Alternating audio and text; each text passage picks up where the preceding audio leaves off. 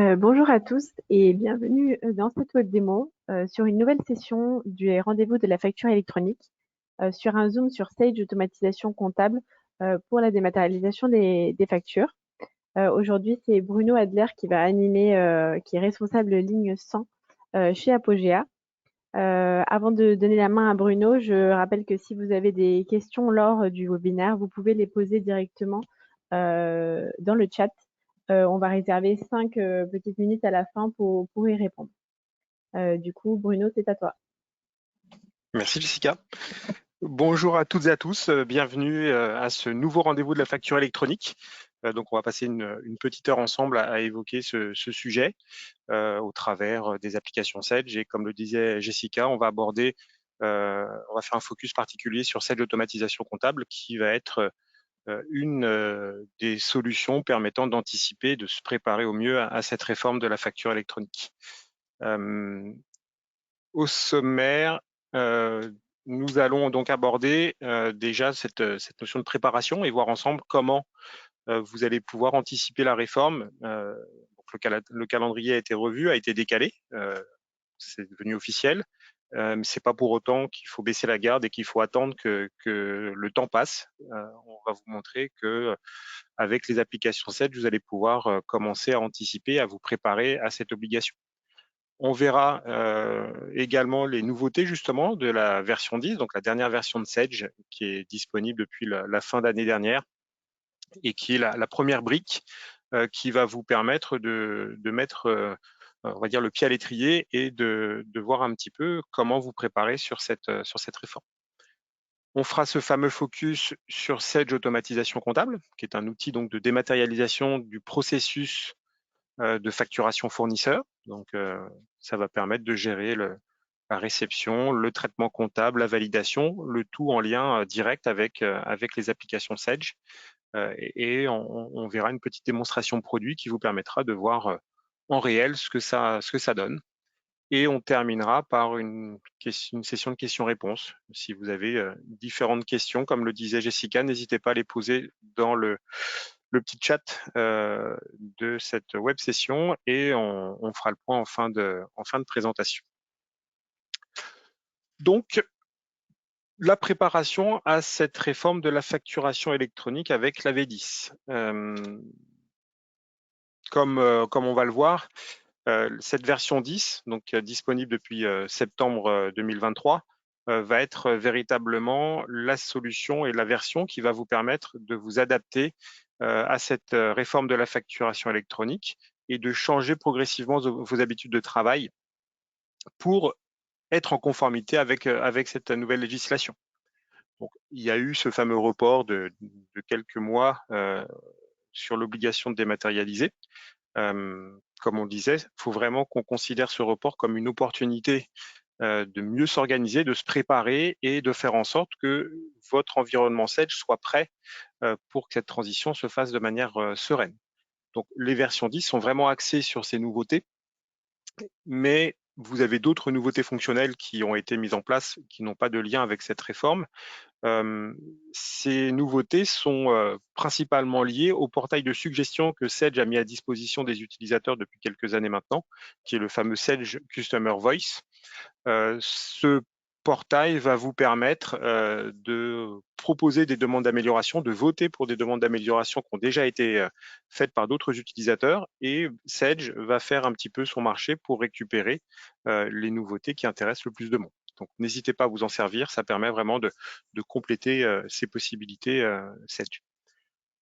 Ces versions 10 sont disponibles sur toute la gamme Sage, donc Sage Entreprise, la suite comptable et financière, et les différents modules bénéficient de cette mise à jour, tout comme le mode hébergé Sage, donc la version SPC, le mode online, on va dire, qui va vous permettre de bénéficier de toutes ces possibilités-là.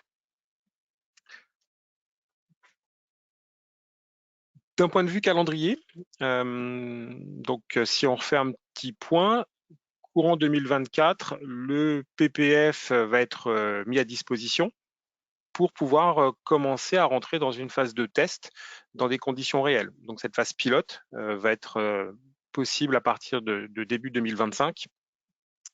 ce qui veut dire que le calendrier qui était initialement prévu pour débuter en juillet 2024 cette réforme a quelque peu évolué et vous avez dorénavant 2 grandes phases qui vont être septembre 2026 et septembre 2027. Auparavant, nous avions 3 grandes catégories d'entreprises qui étaient concernées. Maintenant, c'est regroupé en 2 catégories. Les grandes entreprises et les ETI vont avoir dès septembre 2026 cette obligation de réception et d'émission des factures dématérialisées.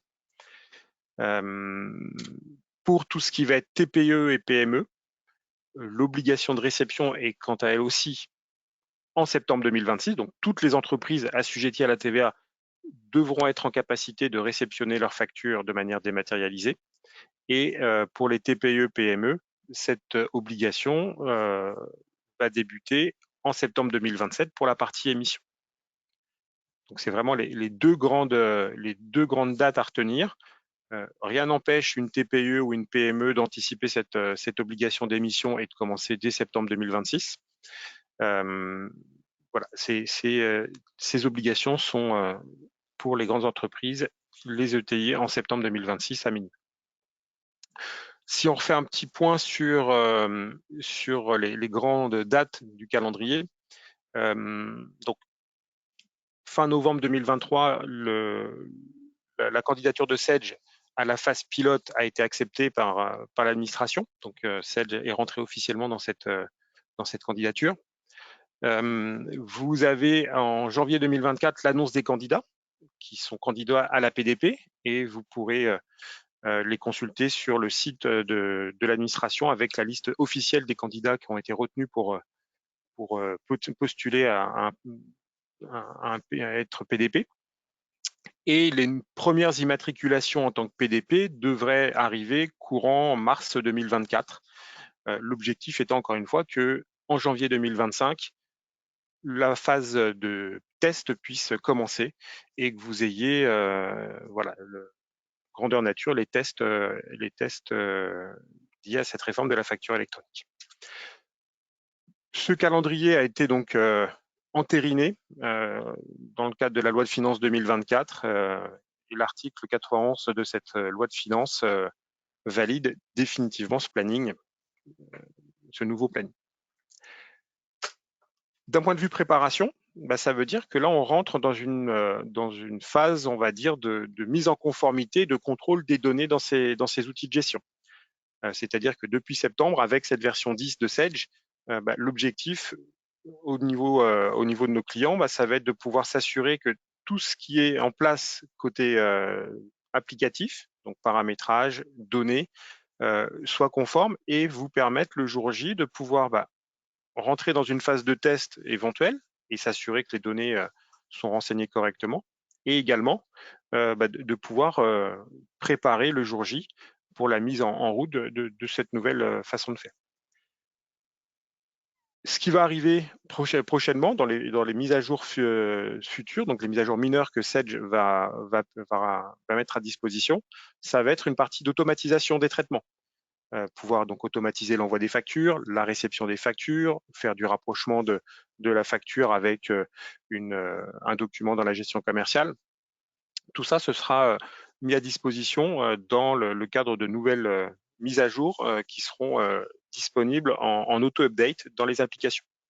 Également, une certaine ouverture va être disponible dans les applications Sedge, donc possibilité de se connecter évidemment au portail public de facturation, possibilité de se connecter à des PDP qui seraient disponibles sur le marché pour pouvoir bénéficier de services et d'outils complémentaires qui vont venir compléter la gamme Sedge et ce que vous aurez dans vos applications. Ce qu'il faut bien retenir, c'est qu'il va y avoir des contrôles de données obligatoires à faire au niveau de Sedge, des données propres aux clients, aux fournisseurs, des données de paramétrage pour s'assurer que toutes les informations liées à la TVA, liées à différents codes ISO, tout est bien renseigné. Ce qui aura pour conséquence de fiabiliser les différents flux que vous allez devoir gérer en fonction d'informations que vous allez renseigner sur des tiers. Les flux ne seront pas les mêmes lorsque vous allez communiquer avec le portail public de facturation. Ça va permettre de sécuriser également votre capacité de facturation, que ce soit la facturation émise ou reçue, et puis d'apporter des actions correctives en fonction de tout un tas d'éléments que vous découvrirez dans vos applications. Toute la partie à venir va dépendre évidemment du calendrier de ce nouveau calendrier de l'administration et de l'avancée des travaux. Donc, le dernier cahier des charges qui a été rendu public date de fin juillet 2023. Depuis, le calendrier n'a pas changé, enfin le cahier des charges n'a pas évolué. Mais voilà, il est possible que vous ayez d'autres éléments, d'où l'importance de se tenir informé de l'évolution de cette réforme. Côté Sage, vous avez ici la roadmap liée justement à cette facturation électronique. Donc, le point de départ, c'est cette version 10 de septembre 2023 qui intègre déjà des outils de mise en conformité et des fonctionnalités qui vont vous permettre de vous assurer des données que vous avez dans la base. L'API Sirène qui va permettre de créer de manière simple des clients ou des fournisseurs avec tout un tas d'informations qui vont remonter automatiquement. L'API VIES qui va permettre de s'assurer que les identifiants TVA sont renseignés. L'API va vous permettre de le créer et aussi de s'assurer de sa conformité. On va retrouver courant 2024 également, plutôt sur le début de l'année, en auto-update encore une fois, différents éléments qui vont venir compléter le fonctionnel Sage avec par exemple le Sage Network qui va être véritablement le cœur de cette réforme de la facture électronique chez Sage, la possibilité de synchroniser l'annuaire du PPF qui sera mis à disposition, les possibilités d'émission et de réception dans le cadre de l'e-invoicing et différents autres flux comme le e-reporting ou le cycle de vie de la facture qui devrait être synchronisé avec le portail public de facturation. Courant 2024, un autre auto-update va être disponible, cette fois pour, dans le cadre de l'exploitation des applications, permettre d'automatiser certains traitements, la génération automatique d'écriture comptable, du rapprochement documentaire, cette fameuse ouverture à des PDP, et puis des cas métiers complémentaires vont être gérés dans l'application. Pour finir, sur le 2025, on va arriver sur des services complémentaires qui vont permettre, encore une fois, d'étoffer les possibilités. Le Z de caisse, par exemple, qui va être un des flux complémentaires, tout ce qui va être régularisation liée au e-reporting, etc., etc. Donc, l'objectif, encore une fois, étant que sur 2025, tout soit prêt pour que 2026 soit véritablement l'année de cette réforme de la facture électronique. Dernier petit point, la candidature de Sage, donc, qui est depuis quelques mois maintenant officiellement PDP, candidat en tout cas en tant que PDP, et l'administration a jugé leur candidature excellente. Donc, un pas a été franchi par Sage dans le cadre de cette demande d'immatriculation et le travail continue cette fois maintenant pour intégrer cette phase pilote qui va arriver prochainement. Si on doit retenir quelque chose de ces slides précédents, c'est ces trois phases qui vont arriver progressivement. Donc cette phase d'anticipation qui est dans laquelle on est en plein dedans, avec cette notion d'actualisation des données, s'assurer que le paramétrage est conforme et complet. Et si ce n'est pas le cas, de faire en sorte de le rendre conforme le plus rapidement possible. Ce qui permettra d'intégrer cette phase de test qui va être très importante parce que c'est là qu'on va prendre en compte du nouveau fonctionnel, des nouveaux services Sage et donc de se concentrer véritablement sur la prise en main de ces différents éléments avec ce fameux Sage Network, cette connexion PPF, ces synchronisations et ces fonctionnalités que Sage va proposer pour automatiser les différents traitements en lien avec le portail public de facturation. Et une fois que cette phase de test va être validée, va être resetée et que tout sera opérationnel, on va rentrer dans une phase d'exploitation où là, vous serez en réel interfacé avec le portail public de facturation et vous rentrerez dans un mode, on va dire, normal de connexion avec le portail public de facturation. Ce qui veut dire que même si on parle de report, on est véritablement dans une phase qui va nous permettre de nous organiser au mieux et d'anticiper, de se préparer sereinement et de ne pas faire ça dans l'urgence au dernier moment et de faire en sorte que le jour J où on clique sur le bouton pour récupérer ou envoyer ses premières factures, tout fonctionne et qu'on ne soit pas, bloqué au niveau de la facturation, par exemple. Pour ça, vous allez voir que les versions 10 vont vous permettre de vous préparer et d'anticiper cette fameuse obligation. L'une des fonctionnalités importantes de cette réforme, c'est le Sage Data Clean and Control, qui, comme son nom l'indique, va vous permettre de vérifier, de contrôler vos données et de vous assurer que le paramétrage de votre application est conforme et prêt à répondre à cette obligation légale. Donc, ça va permettre de garantir la bonne qualité de vos données. Encore une fois, c'est ces données-là qui vont permettre de générer les flux et savoir comment vous allez devoir communiquer avec les différents tiers. Est-ce que je vais faire une facture dématérialisée? Est-ce que je vais continuer à l'envoyer en mode papier ou en PDF simple par mail, en fonction des cas de figure? Ça va permettre d'automatiser aussi la génération d'écriture. La réception de mes factures va me permettre de ne plus traiter manuellement ma facture et soit de la rapprocher à un document de vente ou d'achat, soit de générer mon écriture de manière automatique. Et puis, ça va me permettre aussi d'étendre mon système d'information, de m'interconnecter avec d'autres plateformes de dématérialisation partenaires qui vont me proposer, pourquoi pas, des services complémentaires qui vont me simplifier mon quotidien et véritablement me faire gagner du temps dans ces traitements. Et puis, ça va permettre également, avec ce Sage Data Clean and Control, une certaine pérennité des contrôles que l'application va faire. Ces contrôles vont évoluer bien évidemment avec la législation et la réforme de cette facture électronique. Et à chaque fois que j'intégrerai des données externes, si j'ai des outils métiers qui viennent s'interfacer avec Sage, ce data clean va me permettre de m'assurer que ce que j'ai injecté dans Sage est propre. Et si ce n'est pas le cas, j'identifierai tout de suite ce qui ne va pas et je pourrais le corriger. Donc certaines fonctionnalités vont arriver un peu plus tard, une fois que cette réforme va prendre un petit peu plus d'ampleur et que l'on va rentrer dans le vif du sujet. Et ce module est disponible aussi bien sur la partie compta que la gestion commerciale. Donc, il contrôlera les données des deux outils et vous permettra d'être à jour aussi bien dans l'un que dans l'autre des modules. Si on fait un petit résumé, voilà, c'est vraiment une analyse des données clients, fournisseurs et des paramètres société, une identification précise de ces erreurs et un assistant qui va vous permettre d'avoir dans des listes les anomalies détectées et les corrections apportées. Un point crucial, c'est ce fameux numéro SIRET qui va être véritablement la clé qui sera indispensable aux différentes transactions. Et ces contrôles seront évolutifs et vont évoluer dans le temps et vont permettre d'avancer sereinement dans le cadre de cette réforme. Pourquoi faut-il s'assurer que le paramétrage de sa société est conforme? On le répète, mais c'est véritablement pour identifier précisément les flux que vous allez devoir traiter.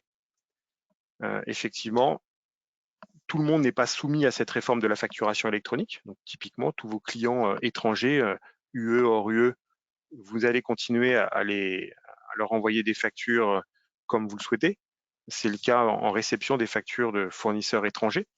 Mais pour tout ce qui va être des transactions sur le sol français, donc entre assujettis à la TVA, vous allez devoir passer par ces différents portails.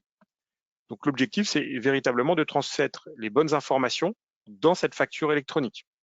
Donc que ça soit au niveau du SIRET, des identifiants TVA ou autres, ce qui permettra d'identifier la société, votre société, l'acheteur, avec là aussi un SIRET, un identifiant, quel est le type d'entité, est-ce que c'est un établissement public, est-ce que c'est une entreprise privée, différents codes routage qui vont être aussi possibles, les types de transactions, est-ce que je fais du bien, de la prestation de service, les deux, quels sont mes types de TVA, d'où elle provient, quelles sont les règles de taxation, tout ça va permettre véritablement d'identifier les flux d'informations que je vais devoir réaliser.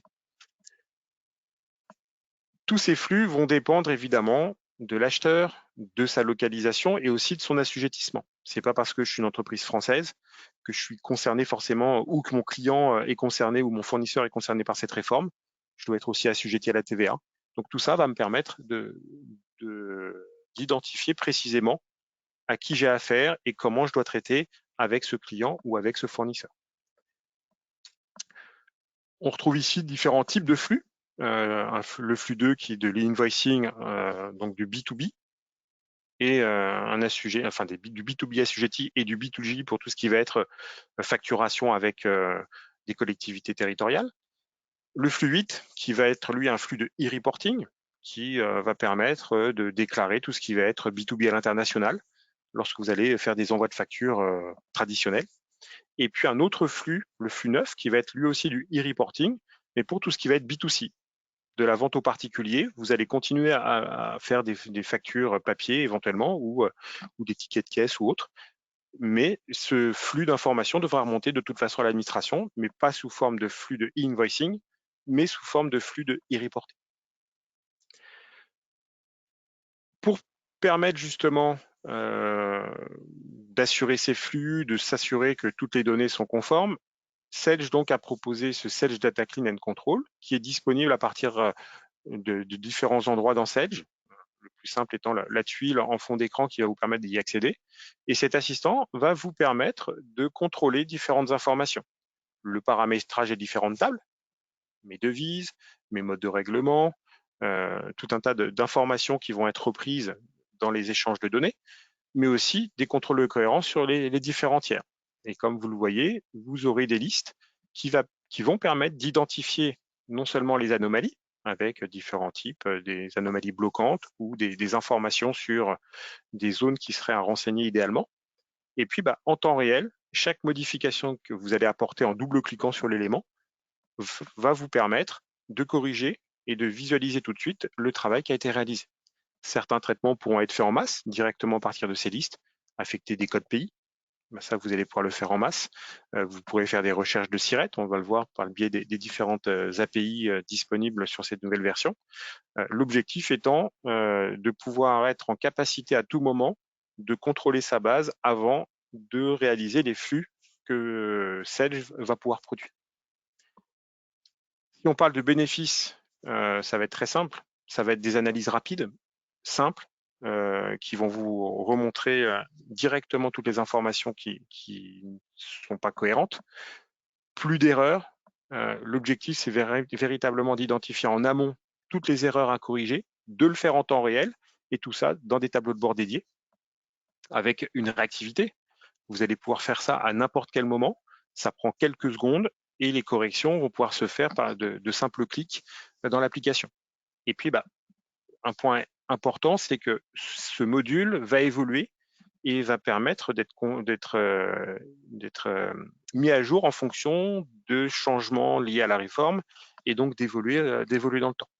Donc, chez Apogea, c'est véritablement un outil qu'on met en avant parce qu'il a une forte valeur ajoutée et va vous permettre véritablement de vous préparer sereinement à cette réforme de la facture électronique. Tout ça pour dire que ces données tiers sont véritablement des informations primordiales dans le cadre des différents flux qui vont être mis en place par la suite, des flux automatiques et informatiques. Donc, il est véritablement essentiel que vous ayez le temps de renseigner ces informations correctement et de vous assurer véritablement que tout est prêt pour le jour J. Et dans ce cadre-là, voilà, le Data Clean and Control va véritablement sécuriser ces flux en émission, en réception, et vous permettre de contrôler chaque nouvelle intégration de données dans votre base. Si on se focalise maintenant sur des nouveautés liées à l'application Sage, vous allez retrouver ici cette fameuse API, l'API Sirène, qui va vous permettre de simplifier la mise à jour ou la création de nouvelles sociétés dans Sage. Cette API se matérialise par le petit i que vous avez sur la ligne de l'intitulé du tiers ou sur le numéro SIRET, cet élément vous permettant de faire une recherche d'un tiers à partir d'une information de nom ou de numéro SIRET. L'appel à cette API vous ouvre une liste qui va vous permettre de récupérer l'intégralité des tiers qui correspondent à l'information que vous avez saisie, et ça va vous permettre, en cliquant, en sélectionnant l'élément, de compléter toutes les informations de cette fiche. De cette façon, vous êtes assuré d'avoir un élément primordial qui est ce fameux numéro SIRET qui devra être renseigné sur toutes les fiches de vos tiers. En complément, la petite calculette que vous allez retrouver sur la ligne de l'identifiant TVA va permettre de générer de manière automatique cet identifiant, donc un algorithme qui permet de le générer, mais va permettre également de s'assurer de sa conformité et qu'il est bien valide, qu'il est référencé au niveau européen et que ce n'est pas un numéro de TVA fictif. Donc ces deux API sont disponibles sur les versions 10 et vont vous permettre un gain de temps et une fiabilité au niveau des données que vous allez renseigner dans Sage. Également, vous allez retrouver tout un tas d'informations et de possibilités liées à cette réforme. Vous avez des nouvelles informations qui vont être disponibles dans les paramètres société, votre régime de TVA. Est-ce que vous êtes en réel normal, en mini réel, en réel simplifié? Vous allez pouvoir également, au niveau des tiers, commencer à qualifier votre base de données. Est-ce que le tiers avec qui j'échange, mon client ou mon fournisseur, est-ce qu'il est assujetti ou pas à la TVA? S'il n'est pas assujetti, ça va être un particulier ou un non assujetti. Je vais pouvoir aussi identifier au niveau de mes tiers le pays, mais également si ce pays fait partie ou pas de l'Union européenne, si c'est un pays, si c'est la France ou autre, ce qui va me permettre d'identifier les flux d'informations qui vont transiter. Et puis également sur les catégories comptables liées à la gestion commerciale, on va pouvoir identifier s'il y a des taxations hors France qui seront réalisées dans le cadre de ces échanges. Toutes ces nouveautés, donc, encore une fois, sont véritablement liées à la V10 et à cette fameuse réforme de la facture électronique. Au niveau de la TVA, une grosse partie de ces nouveautés concerne justement la TVA, la gestion des registres, qui va permettre d'automatiser ces flux. Pour rappel, l'objectif final de cette réforme, c'est d'alimenter de manière complètement automatique votre déclaration de TVA, comme c'est le cas déjà avec l'impôt sur le revenu, par exemple. Ce qui signifie que côté Sage, toute la mécanique permettant de gérer la TVA doit être en place et doit être automatisée pour que lorsque vous devrez déclarer cette TVA, vous n'ayez qu'à cliquer sur le bouton et les informations remontent sur le portail de l'administration, alimentent votre déclaration de TVA et vous n'avez plus qu'à contrôler la TVA sur votre portail et à la valider. Dans ce cadre-là, sur les registres de taxes, Sage a permis d'automatiser certaines choses. Dans le cadre de délettrage, maintenant, les registres de TVA seront supprimés de manière automatique, ce qui n'était pas le cas jusque-là, il fallait le faire manuellement. Dans le cas d'import paramétrable, là aussi, les registres de TVA jusqu'à la version 9 n'étaient pas générés et vous deviez relancer une génération des registres manuellement. Là, le système le fera de manière automatique et vous permettra de gagner du temps. Dans cette notion de régénération des registres, vous avez maintenant la possibilité de ne le faire que sur certains types de journaux, que les achats ou les ventes, que les règlements des achats ou les ventes, ce qui permet également de gagner du temps et de simplifier le processus. Et puis, vous allez avoir aussi des nouvelles mentions.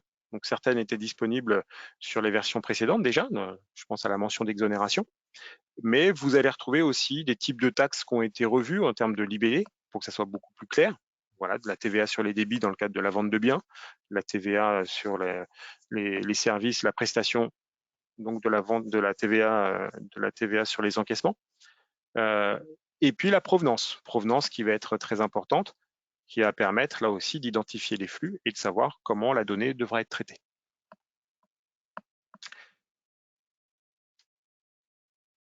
Toujours en lien avec cette réforme et disponible au niveau des versions 10, vous avez à présent la possibilité de choisir le format de facture. Donc, depuis les V9, Sage permet déjà de générer des factures au format attendu par l'administration, à savoir le format facture X.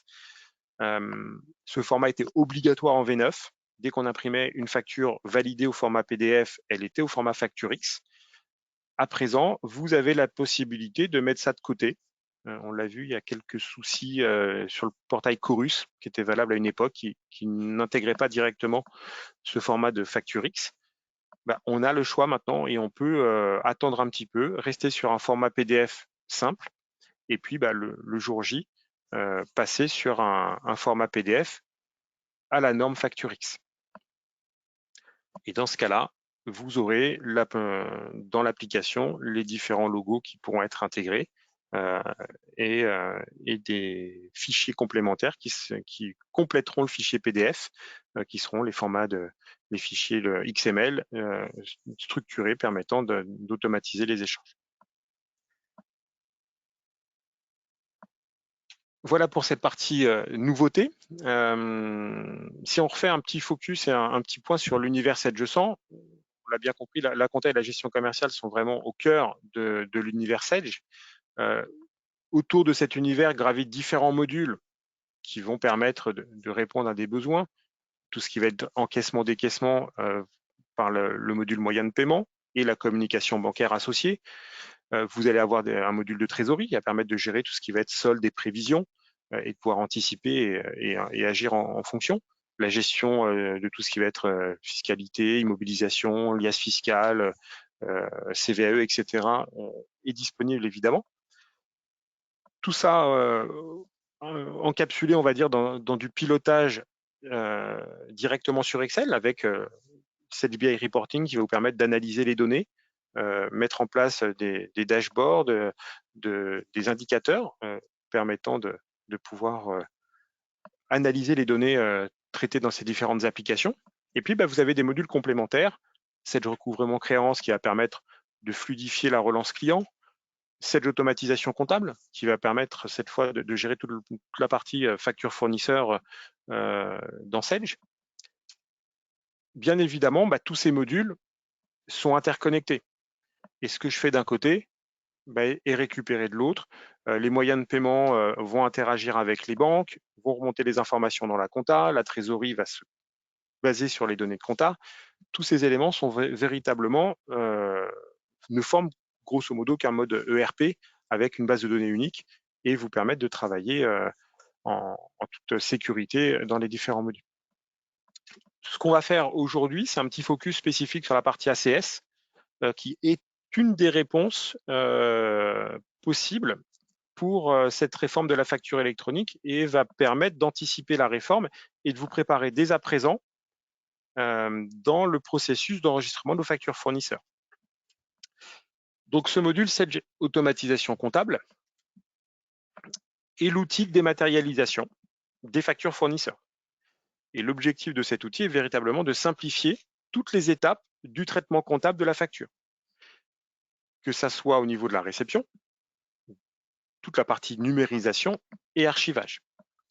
Bien évidemment, on est sur un module Sage, donc l'intégration avec la comptabilité est native et va se faire de manière sécurisée en utilisant les outils spécifiques à Sage, donc les fameux objets métiers qui permettent d'intégrer les données de manière sécurisée dans la comptabilité. Ça permettra de gérer également la validation des factures, si besoin, et le bon à payer pourra remonter là aussi dans la comptabilité, et permettre au niveau des moyens de paiement de faire des campagnes de règlement fournisseurs, là aussi fiables sur des données qui ont été validées en interne. L'intérêt aussi de la solution, c'est que ça permet de centraliser toutes les factures en un seul point.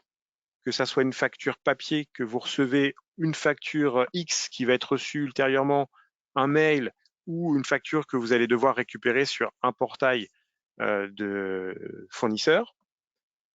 Toutes ces factures vont être centralisées en un point et vont être traitées de la même façon. Ce qui veut dire que dès que la facture est présente, vous ne vous posez plus la question de d'où elle provient, comment je l'ai reçue. Peu importe, je la traite de la même façon, je la comptabilise, je la valide et toutes les données sont remontées en comptabilité. La solution est en mode SaaS, ce qui veut dire qu'il n'y a pas d'installation à prévoir pour les utilisateurs. Ils vont pouvoir se connecter à partir d'un navigateur web ou, dans le cas des validations, à partir d'une application mobile. Donc, ça veut dire que de n'importe où, les factures peuvent être validées et mises à jour en temps réel dans la comptabilité Sage dès que la validation sera faite. Et bien évidemment, on est sur une solution paramétrable qui va pouvoir s'adapter à vos besoins en termes de validation, de workflow, de type de facture. Tout ça va vous permettre de vous simplifier la gestion de la facture fournisseur. Dans la roadmap Sage concernant cet outil, vous avez bien évidemment des connecteurs qui seront disponibles par la suite, permettant justement de s'interfacer avec le portail public de facturation, avec potentiellement des PDP, et ainsi absorber toutes vos factures qui seront reçues dans le cadre de cette obligation de dématérialisation. Ce qui veut bien dire que dès la mise en place de cet outil, la mise à jour, étant donné qu'on est sur un mode SaaS, sera faite de manière complètement transparente pour les utilisateurs. Dès la mise à disposition de ces connecteurs, votre outil sera compatible et vous n'aurez pas besoin de changer votre façon de faire au niveau de la gestion du traitement des factures fournisseurs. Si on regarde un petit peu comment ça fonctionne et si on fait le parallèle entre l'utilisation uniquement de la compta et de la GESCOM et la partie, c'est de l'automatisation comptable, qui sera la partie basse.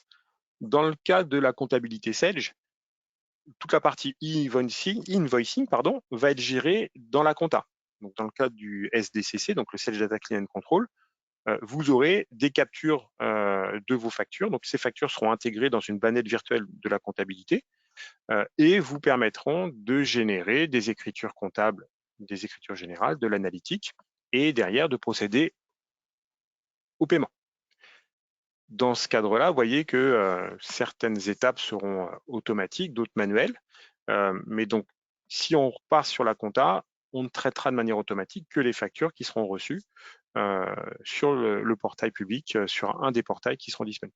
Dans le cadre de cette automatisation comptable, bien évidemment, l'invoicing sera géré et permettra aussi d'automatiser beaucoup plus de choses. Dans le cadre de cette capture FE, l'automatisation des écritures comptables se fera de manière totale. Je n'aurai même pas besoin, une fois que j'aurai déterminé les règles, de compléter quoi que ce soit soit d'un point de vue analytique, écriture générale, ça se fera automatiquement. Et puis pour toutes les autres factures que vous recevrez, par mail, par courrier, sur des portails, l'outil va vous permettre, via un OCR, d'analyser la facture, comme c'est le cas actuellement, et de pouvoir vous faire des propositions de comptabilisation avec derrière un contrôle de l'utilisateur et une génération des écritures qui en découlent. Le bon à payer en complément sera possible, chose qui ne sera pas disponible uniquement dans la compta.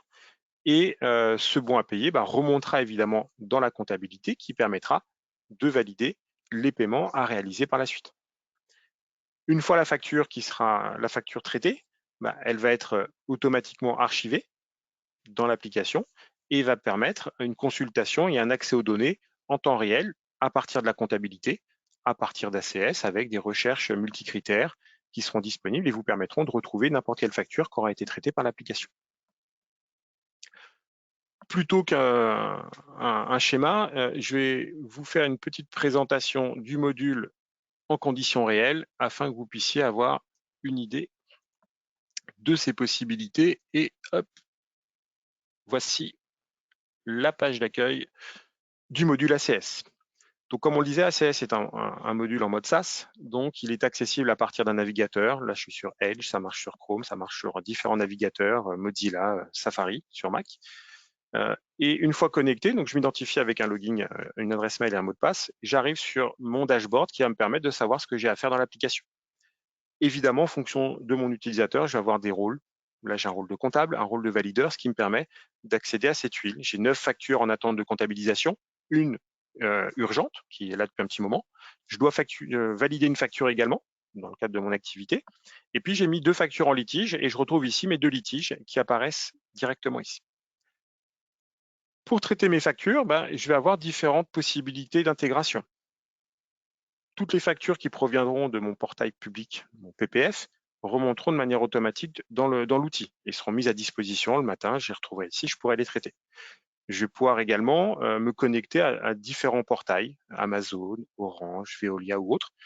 Ces factures, là aussi, seront récupérées par ce connecteur et alimenteront cette même liste et me permettront de traiter ces factures.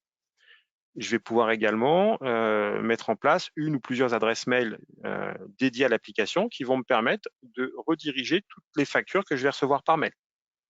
Et puis, cette adresse mail me permet également d'utiliser pour mes factures papier la fonction Scan to Mail qui va aussi me permettre d'envoyer mes factures que je reçois encore par la poste. Et il y en aura encore, malgré la réforme, pour tout ce qui va être facture de fournisseurs étrangers. Je vais pouvoir les déposer ici et les centraliser de manière automatique.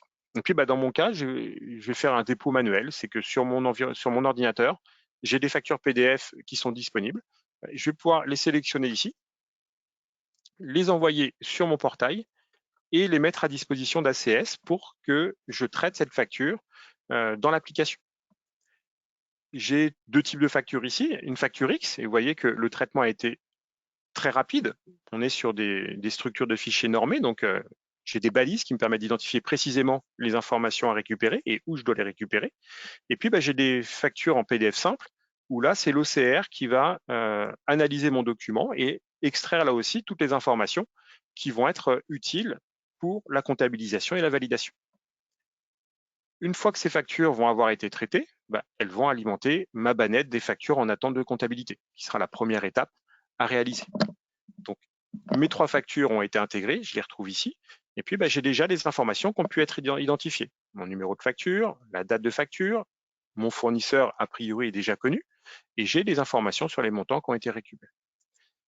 Si j'ouvre cette facture, le système va me proposer sur la partie gauche un extrait de la facture, et sur la partie droite, les informations qui ont été récupérées. Donc là, on est véritablement sur un PDF simple avec l'OCR qui a fait son travail et qui a permis d'identifier précisément où se trouve mon numéro de facture, où est ma date de facture, ma référence, j'ai pas de référence ici, mais je peux lui dire, je veux que tu me récupères l'information qui est stockée là.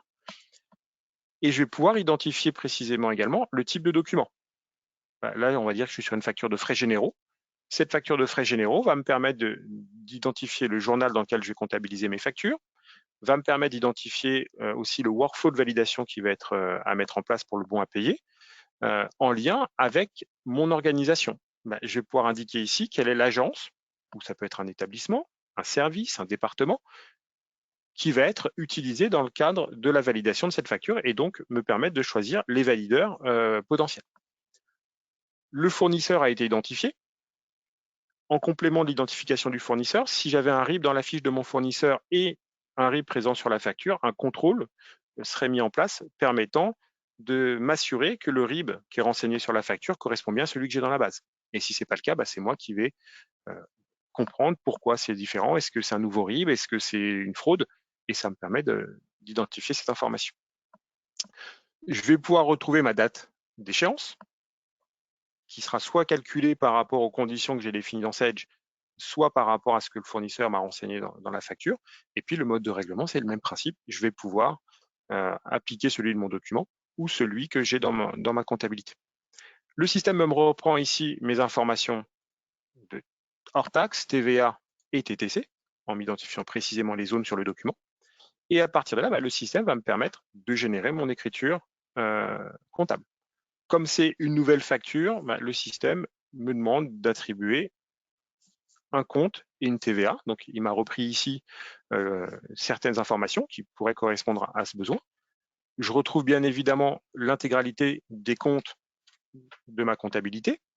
Toutes les données sont synchronisées entre ACS et Sage dans le cadre des échanges qui sont opérés, ce qui va me permettre de choisir le compte de TVA, enfin le compte de charge et la TVA qui va être associée. Si j'ai besoin d'aller beaucoup plus loin au niveau de la comptabilisation, j'ai la possibilité de passer par des modèles de saisie qui sont également disponibles dans la comptabilité, qui remontent dans ACS et qui vont me permettre d'imputer ma TVA. Donc là, j'ai qu'une ligne de TVA, mais je peux en avoir plusieurs. Je vais pouvoir ici renseigner le montant hors taxe, mais si je ne veux pas mettre tout ça, je vais pouvoir lui dire, non, j'ai 2 750 € par exemple de marchandises, et puis je vais renseigner le solde sur ma ligne de port. Et puis, j'ai la possibilité également, si c'est un abonnement à une application, je vais pouvoir dire ici que cette facture concerne un abonnement qui va être du 1er mars, par exemple, 2024 au 28 février 2025. Ce qui va me permettre de remonter dans Sage cette période et de pouvoir calculer tout ce qui va être charge constatée d'avance et d'utiliser les fonctionnalités standards de génération des écritures, des extournes, etc. Une fois que j'ai validé cette imputation, le système enregistre ces données et me permet de consulter à n'importe quel moment les éléments que j'ai renseignés. Mes périodes, l'analytique. Si j'ai de l'analytique, le système me permet de la consulter. Là, elle s'est renseignée de manière automatique par rapport au modèle de saisie, mais j'aurai la main pour modifier mon axe analytique, mes sections, faire du multiventilation, de revenir sur une ventilation qui a été faite et de pouvoir choisir les informations dont j'ai besoin par rapport à ce que Sage me propose. Cette imputation comptable, le système me la conserve et la prochaine fois, il va être capable de me reproposer pour ce fournisseur cette répartition et je vais pouvoir changer cette imputation si j'en ai besoin. Une fois que j'ai fait mon imputation comptable, l'étape suivante va être de transmettre ce document en validation. Donc, je retrouve ici différentes actions qui vont me permettre de renseigner, d'envoyer ce document à la validation du valideur suivant. Encore une fois, tout ça est en lien avec la catégorie de documents et mon organisation. Je peux très bien avoir des factures qui n'ont pas de validation à faire. J'imagine tout ce qui va être prélèvement automatique. J'enregistre la facture de manière automatique également. Par contre, pour des factures un peu plus complexes, j'ai besoin de les soumettre à validation. Et je vais retrouver ici différentes bibliothèques de commentaires qui vont me permettre, voilà, facture OK. Et puis, merci de valider la facture. J'envoie ce document. Il va disparaître de mon encours et le valideur va être notifié par mail, donc que l'on peut, voilà, un mail quotidien ou un mail à chaque facture, qui va me permettre d'identifier les différentes factures que je vais devoir valider, traiter dans l'application, donc soit à partir du navigateur, soit à partir de mon téléphone.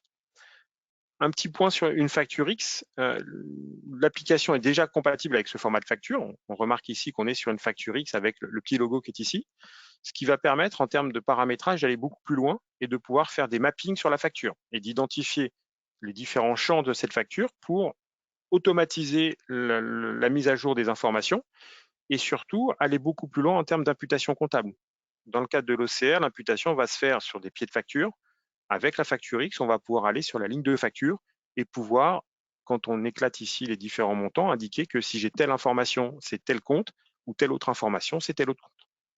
Donc, l'avantage de ce format est qu'on va être beaucoup plus précis et ça va fiabiliser et simplifier la comptabilisation de ces factures. Ce qui nous manque maintenant, c'est ce fameux connecteur qui va permettre de s'interfacer avec ce fameux portail public de facturation.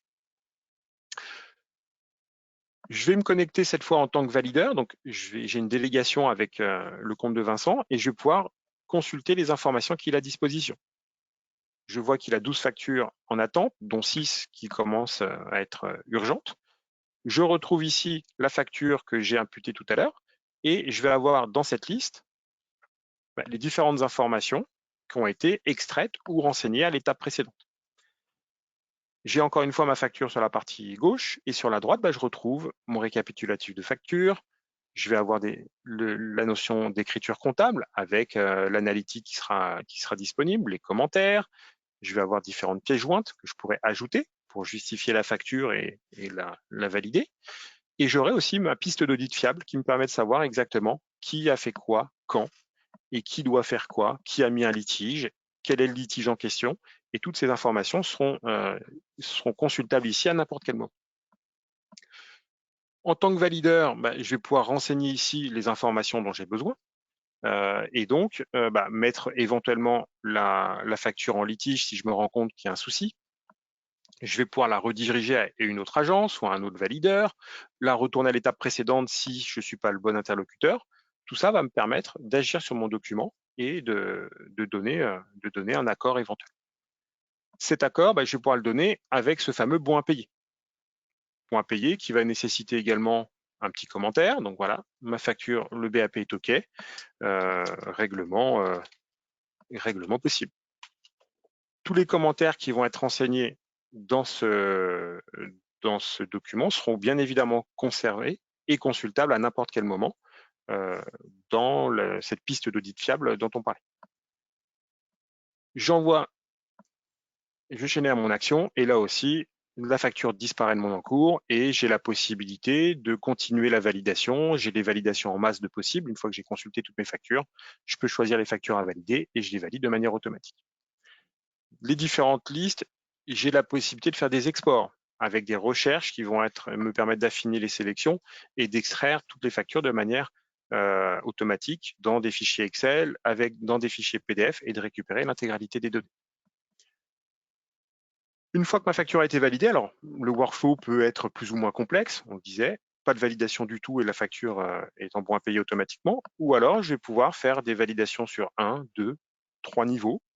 On peut aller jusqu'à 10 niveaux de validation qui vont me permettre de passer la facture d'étape en étape, d'éviter les parapheurs et de récupérer cette validation beaucoup plus facilement. Une fois que ma facture a été validée, elle arrive dans mes documents en bon à payer. Le document est archivé, un archivage qui est sur 10 ans. Au bout de 10 ans, la facture disparaît pour laisser place aux nouvelles. Et toutes les factures sont exportables, encore une fois, à n'importe quel moment, avec là aussi des fonctions de recherche, des fonctions d'archivage pour mettre de côté ces factures pour ne plus les avoir à l'écran. Et puis des exports qui vont se faire soit en format Excel uniquement, donc j'ai un résumé des factures, ou alors en complément, je peux récupérer tous les PDF des factures que j'ai reçues. Ma facture qui a été validée ici, si je regarde ce qui s'est passé, je vais retrouver ici des informations sur mon circuit de validation. J'ai un tampon qui va me permettre de savoir que ma facture a été traitée par la comptabilité, par le valideur, et ce tampon est personnalisable. Je retrouve sur la partie droite toutes les informations de ma facture, et je retrouve ici mon numéro de pièce comptable. Donc, la facture a été prise en compte dans la planification et est remontée de manière automatique dans la comptabilité pour générer cette fameuse écriture comptable. Si on fait un petit focus justement sur la partie compta, cette facture, je vais la retrouver ici. C'est-à-dire que si je fais une recherche d'écriture à la date du jour, donc on est le 6 février, hop, je valide, j'ai ici les factures qui sont envoyées. J'en ai 2. Je retrouve ici mon numéro de pièce 7 et toutes les informations qui ont été reprises par rapport à mon écriture comptable. Si j'ouvre ma facture, si j'ouvre ma pièce, je tombe dans mon journal dans lequel mon écriture est remontée. Elle est remontée au moment où elle était encore en attente de bon à payer, information qui, lors de la prochaine synchronisation, va remonter également pour indiquer que le bon à payer a été donné. J'ai un petit document attaché, ce qui me permet directement dans la comptabilité, alors pas de visualiser le PDF, on n'a pas de PDF qui va être remonté sur Sage, mais j'ai le lien direct vers la facture qui va me donner beaucoup plus d'éléments. Ça va me permettre d'une part de visualiser la facture que j'ai reçue, mais ça va me permettre également de consulter tout ce qu'il y a eu dans le cycle de vie de cette facture. J'ai mon bon à payer qui est donné, et puis j'ai mes commentaires qui auraient été renseignés, j'ai les éventuelles pièces jointes, j'ai la traçabilité, et je vois que Vincent a bien validé, enfin plutôt Bruno, à qui on a délégué la validation. Donc sur toutes ces factures, j'ai cette information qui est remontée. Et puis également, je constate que j'ai mon petit calendrier ici sur mon compte de charge qui me permet de récupérer les dates de début et de fin de période. Toutes ces informations vont me permettre d'utiliser les fonctions de calcul et de génération des écritures de charges constatées d'avance. Lorsque le système va remonter l'information du bon à payer, derrière, là pour l'instant, on voit que l'historique, on est en attente de bon à payer, le statut est à valider. Ça va passer en validé.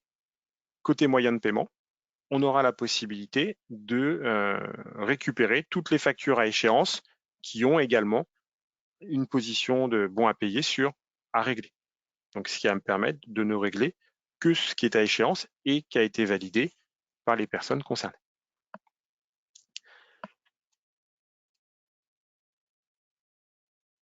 Pour finir sur la partie ACS, donc on est sur une solution multi-société, multi-utilisateur. Le volume d'utilisateurs, vous pouvez être 150, il n'y a pas d'impact particulier en termes de licence. Ce qui est important, c'est le volume de factures que vous allez avoir besoin de traiter. Et comme on le disait, cet outil va véritablement vous permettre d'anticiper cette réforme parce qu'encore une fois, cet outil permet de gérer la facture papier, la facture mail, la facture X, le dépôt manuel, le dépôt automatisé, la possibilité dès à présent d'utiliser des connecteurs qui vont me permettre d'aller récupérer sur les différents portails des gros fournisseurs les factures mises à disposition. Je France encore une fois, ça peut être du Apple, ça peut être du SFR, ça peut être du Engie, du Veolia. Tous ces gros fournisseurs peuvent se connecter à ACS par le biais de ces petits services qui va me permettre de renseigner mes identifiants et tous les matins d'aspirer toutes mes factures pour les rendre disponibles. Donc on est véritablement sur un outil qui va me permettre d'anticiper et de se préparer pour que le jour J, votre process soit établi et vous n'ayez pas besoin de vous poser des questions. Vous êtes en parfaite conformité avec cette réforme. Si on finit sur cette présentation, vous pouvez consulter un des témoignages que l'on a fait, un témoignage client, notre client Integragen, qui a eu la gentillesse de répondre à nos questions et qui a expliqué un petit peu comment s'était passé le déploiement de la solution. Voilà.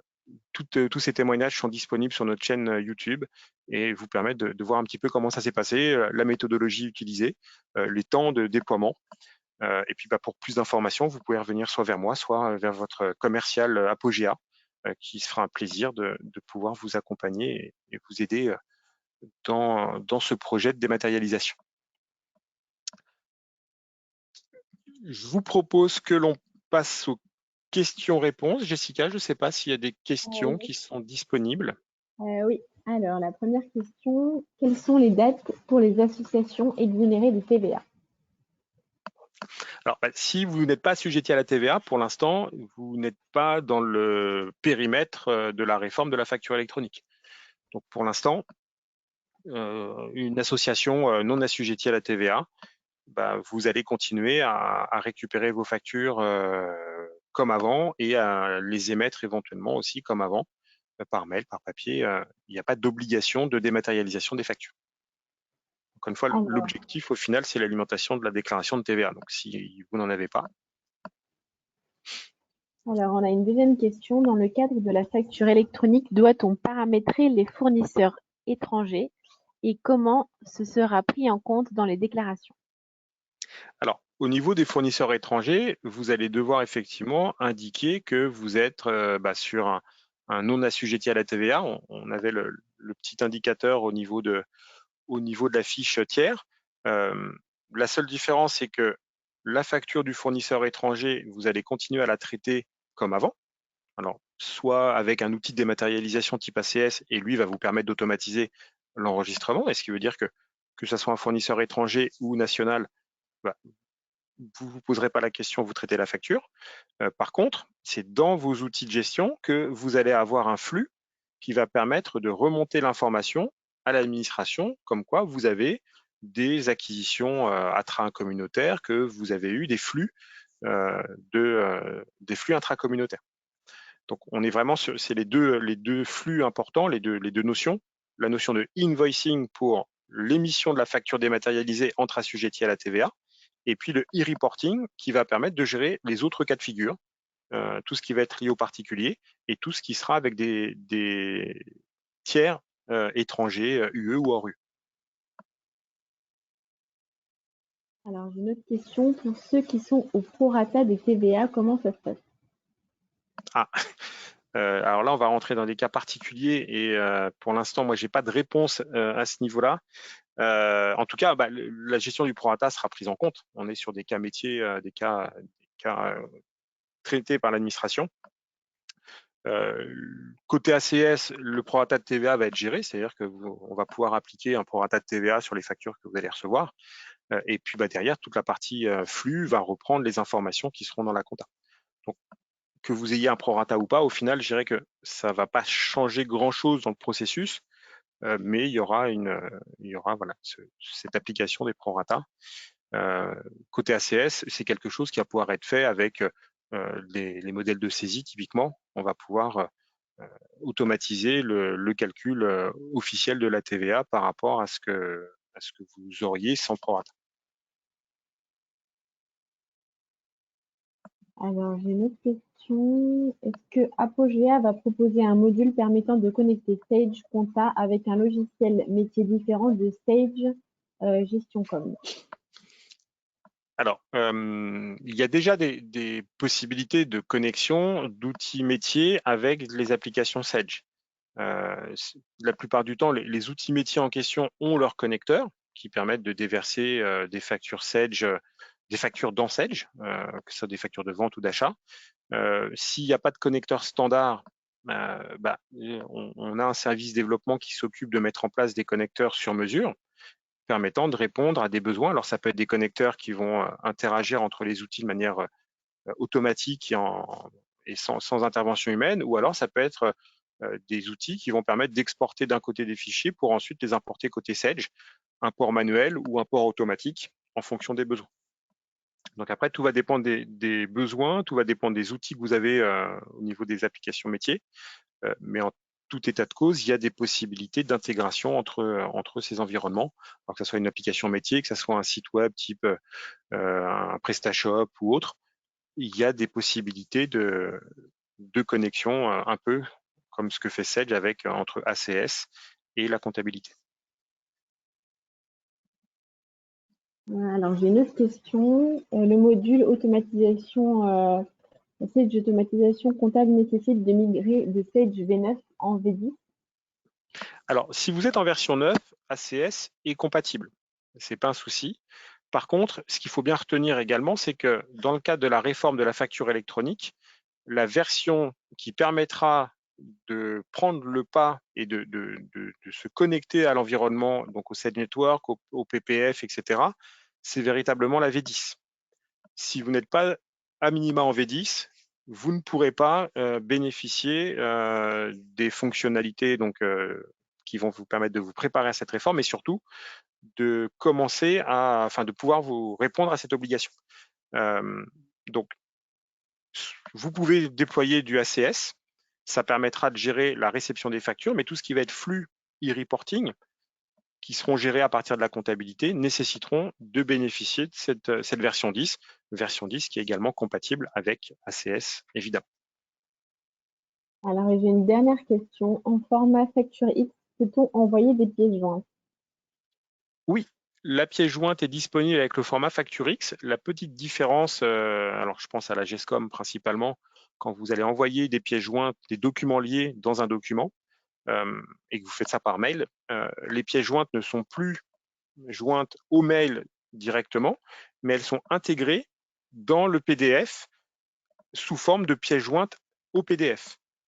Ce qui veut dire que vous aurez un PDF qui sera le document principal, et puis vous avez, la plupart du temps, si vous utilisez Acrobat Reader, vous avez un petit trombone dans Acrobat qui vous permet de consulter les pièces jointes. Vous verrez le fichier XML, le fameux fichier XML qui structure la facture, et puis les différentes pièces jointes que vous avez intégrées. Donc, tout est dans un seul document, mais les pièces jointes sont bien générées aussi dans le cadre d'une facture X. Eh ben, c'est tout. Écoute, merci encore une fois, Bruno, pour avoir animé cette web démo. Et Je t'en merci prie. beaucoup également à tous les participants de nous avoir rejoints. Et n'hésitez pas, comme disait Bruno, si vous avez encore des questions par rapport à la réforme, n'hésitez pas à vous rapprocher de votre commercial Apogea. Et Juste on un vous donne... dernier Oui, vas-y Bruno. Oui, excuse-moi. Juste un dernier petit point. Les prochains rendez-vous de la facture électronique, donc le 7 mars avec cette fois un focus particulier sur les moyens de paiement, qui sont vraiment, on va dire, la conclusion de ce qu'on a vu entre ACS, la comptabilité, le moyen de paiement et la suite logique. Et puis deux autres rendez-vous, le 2 avril et le 4 juin. Là aussi, on va reparler de facture électronique et puis de nouveaux outils qui viendront compléter la présentation. Bon, bah, c'est parfait. Bah, merci beaucoup Bruno. Je Et t'en prie, merci à toi, bonne merci à journée à tous. tous. Bonne journée. Bonne journée. Au revoir.